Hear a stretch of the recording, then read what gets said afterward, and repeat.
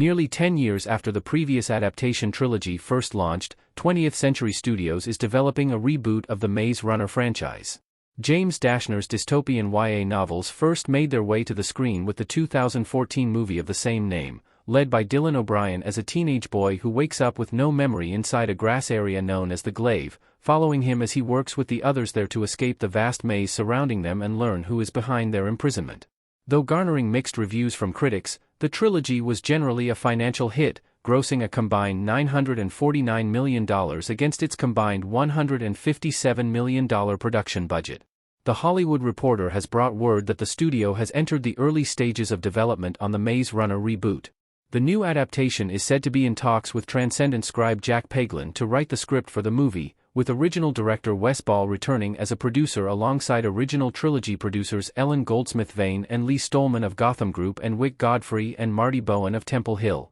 Sources report that the movie will neither be a redo or sequel to the original trilogy, but instead be a sort of continuation that will also feature the elements that made the first movie connect with its audience. Can the Maze Runner reboot continue the recent YA resurgence? The announcement of a Maze Runner reboot may come as a surprise to some, considering the original trilogy of movies ended in 2018, bringing the new project just under a decade after its finale. However, it does come at a time in which the YA genre is enjoying something of a resurgence on both the big and small screens, with studios looking to recapture the success they enjoyed with the likes of the Harry Potter and Twilight franchises. This trend began with the revival of the Hunger Games franchise in the form of the adaptation of Suzanne Collins' prequel novel, The Ballad of Songbirds and Snakes, and Disney Plus' reboot of the Percy Jackson franchise into a TV series. Though garnering the lowest reviews of the dystopian series, The Ballad of Songbirds and Snakes was a financial hit, grossing over $337 million